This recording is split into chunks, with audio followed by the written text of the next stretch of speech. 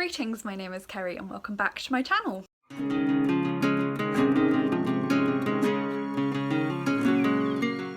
Today is time for another recent reads video, and I feel like I'm filming these all the time and I've got so many that I filmed that I haven't had time to edit yet. So yeah, be prepared for the backlog. So today I'm going to be talking about 6 books that I've read recently, and I'm going to be sharing some of my thoughts on them. So without further ado, I'm just going to get into the books. So the first book I'm going to be talking about today is The Unbroken by C.L. Clarke. This was our Space Sirens book club pick for May. I have filmed a book diary for this, which I imagine will be available to watch before this video, so if so, I will link it in the description box for you, and I will also link our Space Sirens live show as well. We had a lot of fun discussing this book. This is one that I don't think I would have picked up if it hadn't been our book club book. It's not the sort of thing that I would have thought appealed to me. It's fantasy, but it's quite a low magic world. It sounds like it's going to be quite military, but it really wasn't as much as I was expecting. But yeah, a lot of themes to do with colonialism and post-colonialism, really interesting magic system that's only just beginning to be explored, really great central characters. And this is the kind of book that's very much character driven, so there's a lot of plot, a lot of stuff happens, but what happens is very much determined by how the two main characters react to the different situations they find themselves in. And it was that kind of reactivity that made the plot quite unpredictable, and that was really unsettling for me as I was reading it, but ultimately something that I really enjoyed. I'm not going to talk loads about this today because I have done that book diary, and so you can go and see more of my thoughts there, but just to say this was a really interesting book. The setup for it is one of the central characters to Mayne is a soldier, and she was conscripted. She was essentially kidnapped from her home at a young age and forced into the occupying army and was taken away and trained, and then now at this point in the story she and her cohort, her troops, the army that she's part of, have been sent back because there's unrest in this colony. The other main character is Luca, who is the princess. She is set to inherit the empire if she can convince her uncle, who is a regent, that she's ready to take over running things. Quelling this resistance in this colony is her way of proving that she's ready for the job. There are some conflicting interests going on there. There's quite a lot of conflict in that sense. There's not much in terms of battles, which is why I'd say that the military fantasy tag is maybe slightly inaccurate. There are a couple of battles, but not many. There is some civil unrest. There is conflict in terms of people have different motivations, different biases,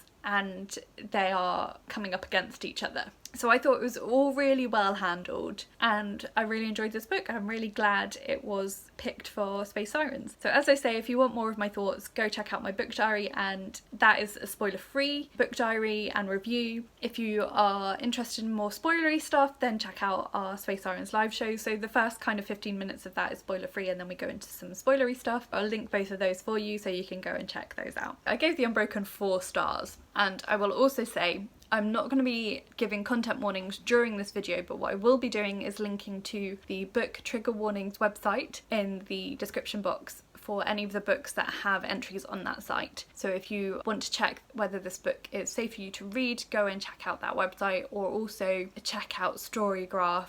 If you're not already a Storygraph user, their content warning system is reader identified, so it picks up a lot of content that some people find triggering but others may not. It will give you a bit of an idea if this book is going to be something that is safe for you to read or not. And same for all of the other books I'm going to be talking about today. Any of the books that have entries on that site I will link to in the description box so you can check out whether a book is going to be safe for you to read or not. The next book that I finished is called Pet by Akwaeke Emezi. I'm really sorry if I've said that wrong. I should have checked how to pronounce it before the video, and I didn't because I hadn't planned on filming today, but things have just not gone to plan at all this week. Anyway, so I think this is, it's kind of an urban fantasy. It's kind of a utopian fantasy, and I think it's aimed at young adult audiences. Kind of the setup for this book is it's a town where supposedly they've got rid of all the bad people, who they refer to as monsters. So there was a campaign and they uncovered all these secrets about people and managed to lock away all the people that were causing harm to others, whether that was through corruption or brutality or racism or assault, abuse, that sort of thing. The adults in the town believe that their town is now safe. The main character is called Jam, and her mother is an artist, and one day her mother finishes this painting, which has this kind of angelic figure in the middle, but not angels as you would imagine them, as you picture them, like the fairy on top of the Christmas tree. These are like more like angels as they are actually described in the Bible, which are quite frightening creatures. Jam does a bit of exploration into what angels are and what that means at the start of the book. One evening she's looking at the painting and this creature comes out of the painting and tells her that there's a monster still in her town. The creature is called Pet, and he needs her help to uncover this monster.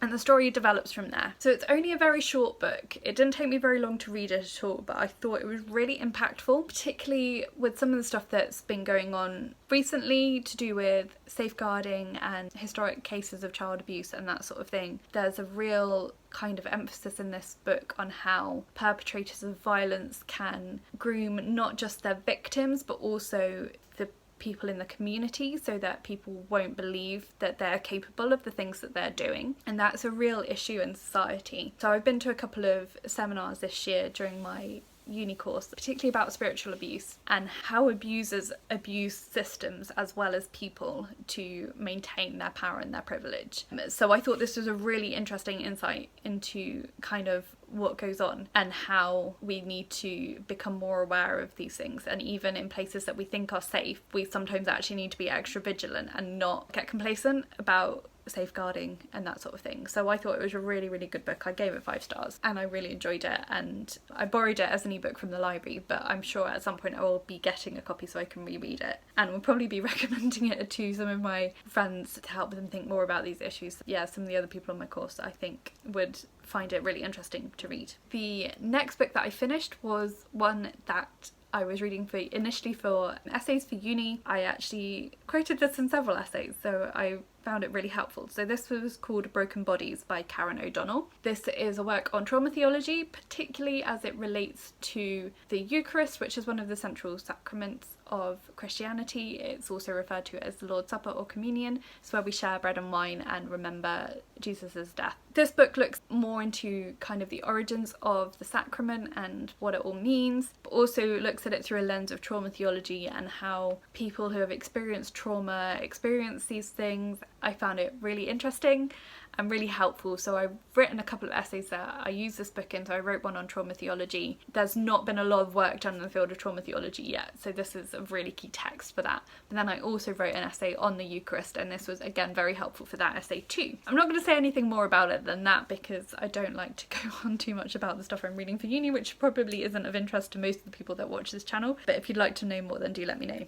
The next book that I finished was Supernova by Marissa Meyer. This is the 3rd book in the Renegades trilogy. I had this out from the library and I've already taken it back. I thought this was mostly a really good conclusion to the series. I'm not going to go into too much detail about this book because it is the 3rd one in the series, but if you're not familiar with the series, the books are set in a city called Gatlon, which a number of years ago, before the books happened, was a place that was quite difficult for people called prodigies in the book, who are people with kind of some form of superpower. And what I really love about this series actually is that sometimes these superpowers are quite bland and minimal. So there's one character who can create origami creatures and then animate them, which doesn't seem like a very practical superpower, but it's pretty cool. A long time before the book happened, these prodigies were targeted and oppressed by the community. And so the anarchists rose up, led by Ace Anarchy, and they took over the city and led to the Age of Anarchy, which is where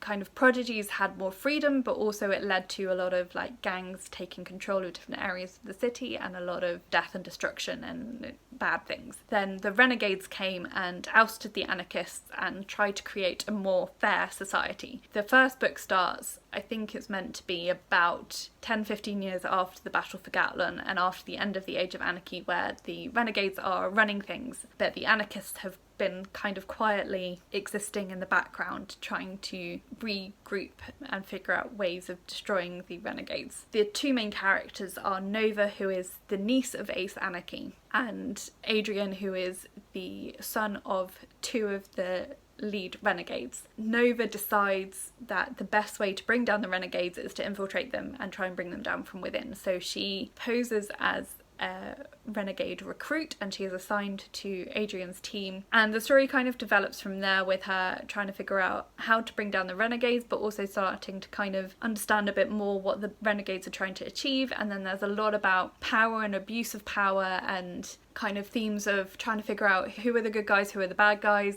and is it really as black and white as it looks, and all of that sort of stuff. And that's developed throughout all three books of the series. I thought this was mostly a really good end to the series. I really enjoyed reading it. I had a lot of fun with it. It was quite tense a lot of the way through, as secrets are revealed and people find out hidden things about other people, and there's a lot of drama and a lot of action and a lot of tension, and all of that was really, really good. I really liked how some of the side characters became more defined and how some of the mysteries were uncovered, and I thought a lot of it was really, really good. There was one slight thing that I didn't like, which was that there's a side character called Magpie. It became fairly obvious in this book who Magpie was, and I just thought that it was a real shame that that wasn't actually revealed. Like, it was revealed to the reader but not to the other characters, and I thought that was a bit of a missed opportunity. And I kind of feel like Marissa Meyer was trying to leave the door open for there to be more books set in this world, maybe featuring Magpie as the central character, but I just thought with what all the characters had been through, that revelation would have just, I think it would have just been a really nice thing. I can't say more about it than that without it being too spoilery, but I just thought that that should have happened. For me personally, I would have, it sounds silly, but that was one of the things that stopped me giving this book full 5 stars, because I just found that disappointing. As soon as I realised who that character was, I was like, oh, I can't wait for the others to figure out who she is as well and have that kind of lovely moment, and then that moment was denied, and I just found that really disappointing. Hopefully that's not too spoilery to have said that. Apologies if that was. Yeah, other than that, I really, really loved this book. I ended up giving it 4 stars. I thought it was a really fitting end to the series. The next book that I finished was A Deli Coincidence by Keith Finney. I received this book from the publisher and from Love Book Tours in exchange for an honest review, as I'm contributing to the blog tour of this book. So if that date has already gone past when my review will be up for that, I will link that in the description box for you. I imagine with the number of videos I have to edit at the moment and how little time I have, you will probably see that before you see this. I'm not going to talk loads about this book again today, as I say, because I've got that review already filmed, so go and check that out for more of my thoughts. But this is a really fun, cosy mystery. It's set in Norfolk during World War II. It's set in a little village called Lipton St Faith, and the main character is the vicar's daughter, and she's very much part of the community. Her parents are at the heart of the community, so there's a lot of exploration of village life and the effect of war on villages. The central storyline is about the postman who has died under somewhat suspicious circumstances, and the police have decided it's just an unfortunate accident. But Anna, at the bidding kind of the widow, thinks there's more to it and decides to investigate. And she is assisted by Eddie, who is an American airman who has been stationed in Norfolk. They meet in a very unconventional way, and she persuades him to help her figure out what is going on here. So there was lots of great stuff in this book, really fun, a really good, quick murder mystery, really enjoyable, cozy mystery story in a beautiful setting, a really well described setting as well. So if you want more of my thoughts on that book, check out my review. And then the final book that I'm going to talk about today is another one that I picked up for uni. This is called The Sunrise of Wonder by Michael Mayne. We actually had to read an excerpt of this for pre-reading for one of my classes, and I loved it so much that I just ended up buying the whole book. Michael Mayne was a vicar, and towards the end of his career, that's not really the right word for vicars, but never mind, he decided to write a series of letters to his grandchildren to explore some of the themes, some of the things that he'd really enjoyed in life, and kind of help them think about this concept of wonder and what does it mean. So a lot of the book is about nature and about science and how that inspires wonder in him. Also quite a lot of quotes from some of his favourite authors, and he weaves them all together really beautifully, and then towards the end of the book he ties that into his faith and what his faith means to him. And I just found it really, really beautiful, really inspiring. I used it again for an essay for the class I had to read it for, but I've only just recently finished reading it and I just thought it was really beautiful. So if you are intrigued, if you want to learn a little bit more about the wonder of faith and the wonder in the world around you, I think this is a really beautiful book and I really enjoyed it. I think that's all I'm going to say about that one, because again I don't tend to talk too much about the books I'm reading for classes. So yeah, so I think I'm going to stop there. I don't know if I gave star ratings for those last two books. I don't think I did remember. So I gave A Deadly Coincidence 4 out of 5 stars and I gave The Sunrise of Wonder 5 out of 5 stars, and I really enjoyed both of them. So actually all in all of these books were 4 or 5 stars reads, so I've been having a really good run recently of books that I've really enjoyed. I think that's it for today though, so let me know in the comments if you've read any of these books and what you thought of them. If you want to have a chat with me particularly about Supernova, do let me know.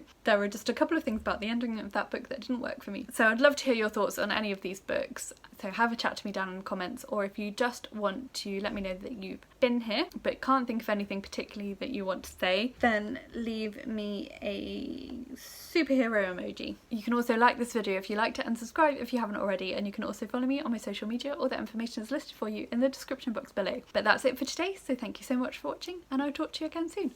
Bye!